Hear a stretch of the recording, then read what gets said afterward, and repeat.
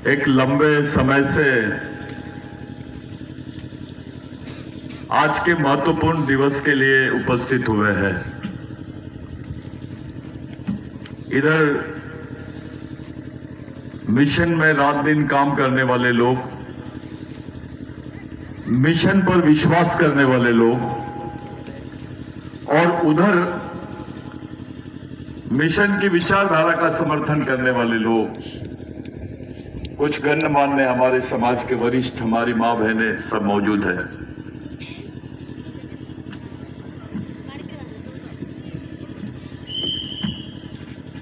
वैसे आज का दिन हमारे लिए, आदिवासियों के लिए नहीं, पूरे देश के लिए सबसे महत्वपूर्ण दिन है। और सबसे महत्वपूर्ण दिन इसीलिए है कि आज ही के दिन फर्स्ट इंडिया एक्ट बनाने का निर्णय एलिजाबेथ वॉरियर्स ने लिए, यानी अंग्रेजों ने ली। आज ही के दिन, जिस समय आप लोग यहां बैठे हैं, ये समझ लो अभी भगवान टंटाभिल को फांसी दी जा रही है। इतने ही बजे भगवान टंटाभिल को फांसी दी गई और इतने ही बजे हम लोग आज बैठे हैं। आप सोच सकते हैं कि जब भगवान टंटाभिल को जबलपुर जेल में फांसी देने की बात चल रही थी, तो पूरे जबलपुर में कम से कम 25 लाख आदिवासियों तक इन्होंने अंग्रेज ने अपने रिपोर्ट में 5 लाख लिखा है, लेकिन जो पब्लिक सिटी के बाहर हो जाती है उसकी कोई गिनती नहीं थी। भारत के कोने कोने में लोग, चौक पे आके आदिवासी लोग खड़े थे कि आज हमारे भगवान टंटाभिल को फांसी दे रहे हैं।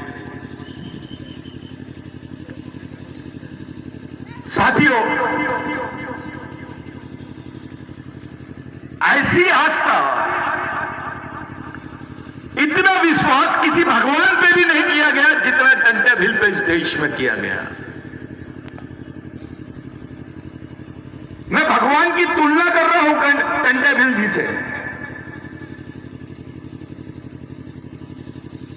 उनके आंदोलन पे गरीब आदमी से लेकर समाज के सामान्य आदमी को विश्वास था। कुछ लोगों ने टंटाभिल का इतिहास लिखा है। वो अपूर्व इतिहास है। उसकी जानकारी आम आदमी तक के नहीं पहुंचाई गई। उसको शासकीय लाइब्रेरी में कैद करके रखा गया, उन किताबों को, और अंग्रेजों द्वारा लिखी गई जो रिपोर्ट्स थी उसको पूरी तरह दबा दिया गया, उसको छुपाया गया।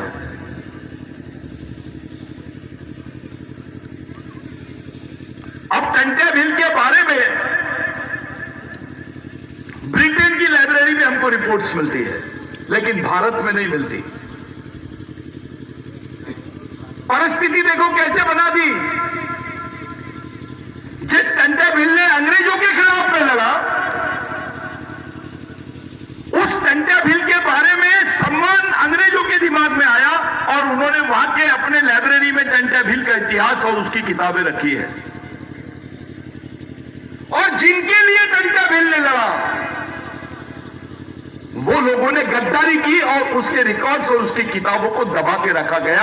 आज भी हमारे इंडियन लाइब्रेरी में टंटाभिल की ओरिजिनल रिपोर्ट्स नहीं है।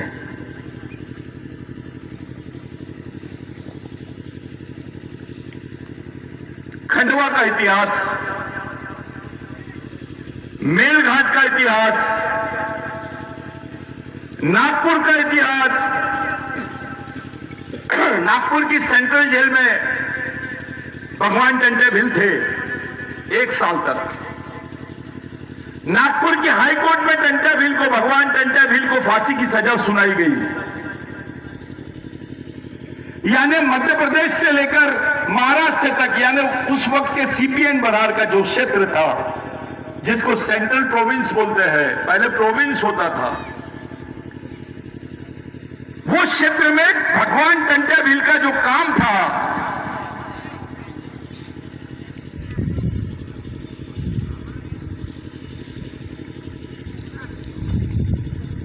उस क्षेत्र में जो भगवान टंट्या भील का काम था, इससे भगवान बिरसा मुंडा भी अछूते नहीं।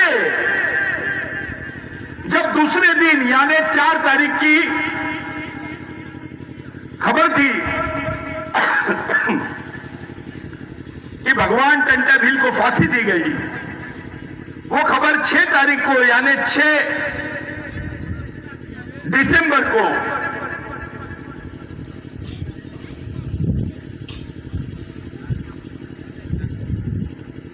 छोड़ दीजिए, छोड़ दीजिए, हट जाओ।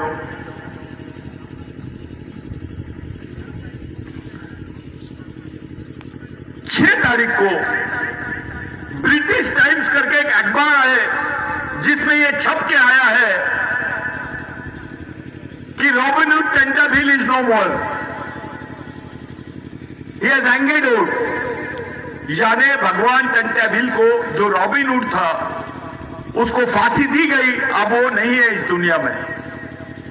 वो खबर रांची की लाइब्रेरी में, मिशनरी लाइब्रेरी में बिरसा मुंडा ने पढ़ा। पहले जब मैं ये बात बोलता था तो लोगों को यकीन नहीं हुआ, लेकिन अब उसके प्रमाण मिल गए हैं कि भगवान टंट्या भील की मौत पर भगवान बिरसा मुंडा ने बोला कि मैं इनका अधूरा काम पूरा करूंगा।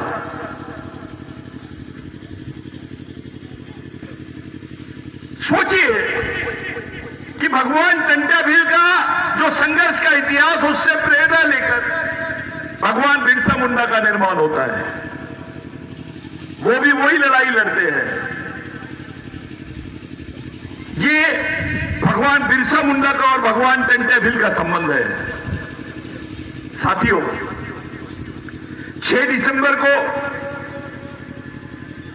बिरसा मुंडा ने भगवान टंट्या भील की खबर, उनकी मौत की खबर सुनी, और इस देश में एक हादसा 6 दिसंबर को और हुआ कि भगवान टंट्या भील के क्षेत्र में जिनका जन्म हुआ,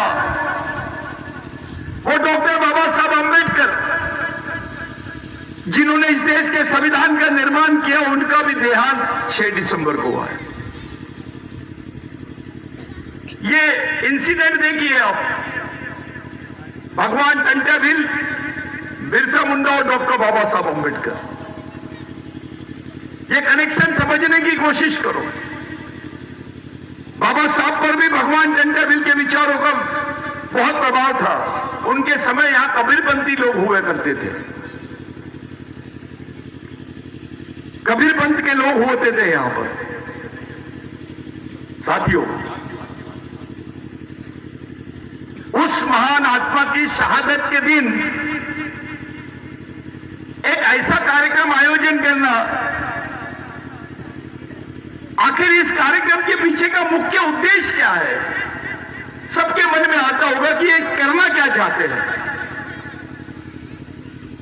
आम आदमी, समाज का आम आदमी और बाकी लोग भी ये सोच में है कि भाई चाहते क्या है।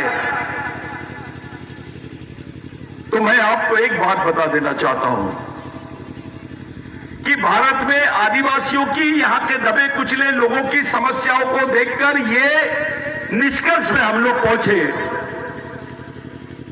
कि कोई भी संगठन समाज के मूल प्रश्नों का संघर्ष नहीं कर सकता है, और ना ही संगठन के माध्यम से हम समाज की व्यापक लड़ाई को लड़ सकते हैं। इसलिए संगठन ये केवल एक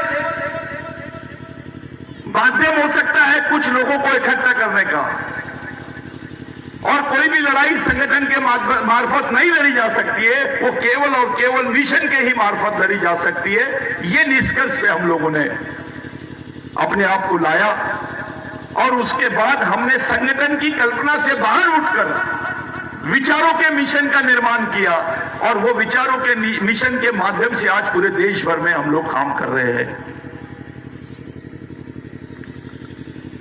आप मणिपुर देख रहे हैं,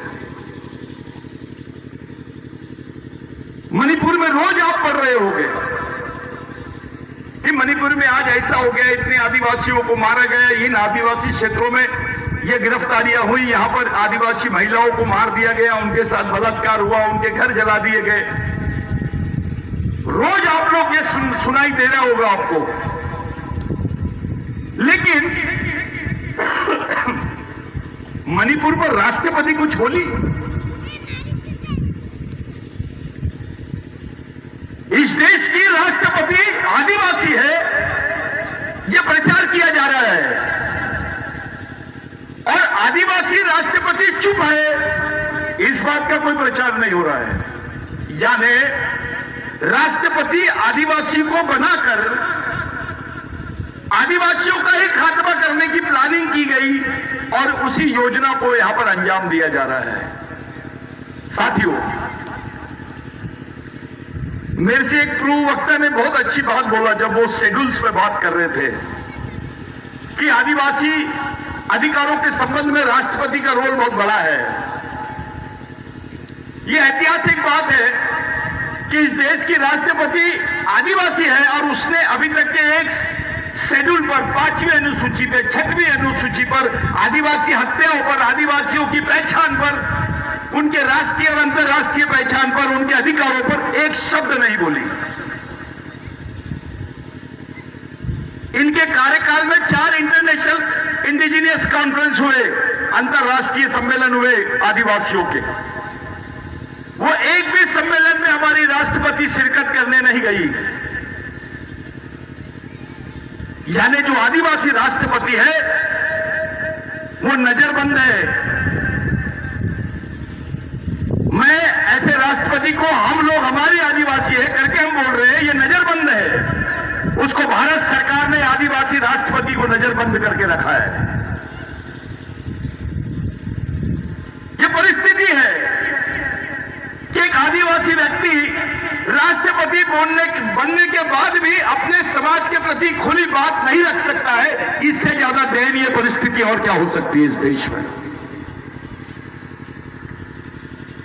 राष्ट्रपति से कोई बड़ा पद नहीं है, प्रधानमंत्री से बड़ा पद माना जाता है, और आदिवासी अधिकारों के संबंध में राष्ट्रपति सर्वोच्च है। क्या रोल है? एक राष्ट्रपति बनने के बाद आपके बारे में एक शब्द नहीं बोल सकती है, तो अपना आम आदमी से आप क्या विश्वास करोगे कि ये कुछ बोल सकते हैं? या एक छोटे मोटे संगठन से आप क्या विश्वास करोगे? 4 लोगों को जमा कर दिए और उनको एक संगठन का नाम दे दिए, व्हाट्सएप पे, यूट्यूब पे वो चला रहे हैं। ये संगठन समाज का तो छोड़ो, अपना खुद का भी टाइम नहीं कर सकते, अपने आप को भी तैयार नहीं कर सकते, अपने आप को भी नहीं बचा सकते। समाज की लड़ाई की बात बहुत दूर की है।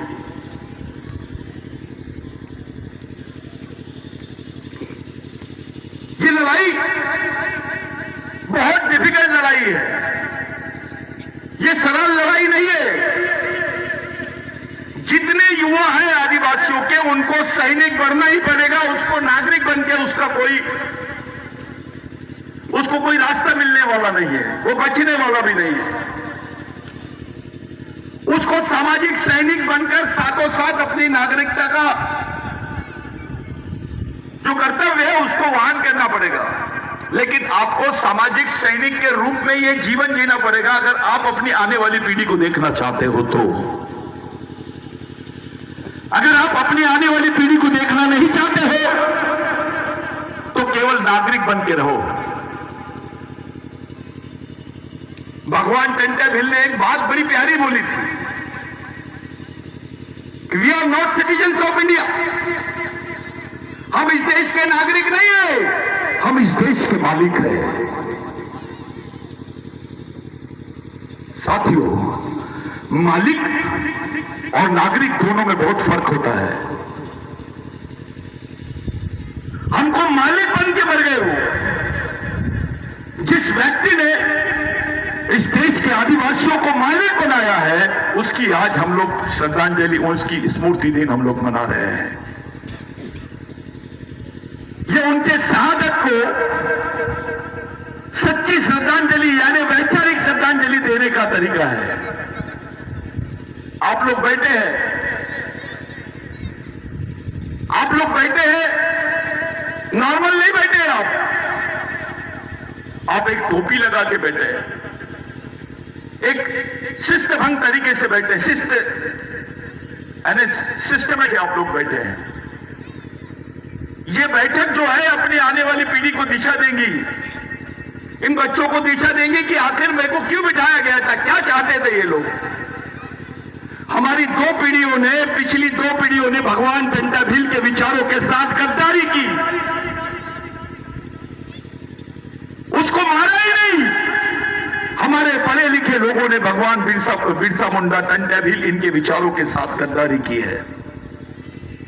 मैं जब मध्य प्रदेश लोगों ने सर्वे किया तो हमने ऐसा पाया, अपने ही कुछ आदिवासी नालायक लोग, गद्दार लोग भगवान टंटा भील को डकैत बोलते थे। पढ़े लिखे, कोई ऑफिसर है, कोई डॉक्टर है,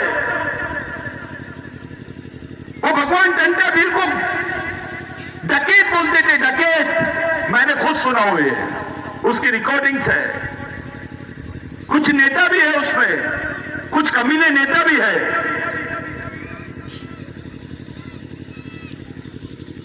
अब अपने भगवान बोलता है, इतनी गुलामी तेरे सोच में आई कैसे?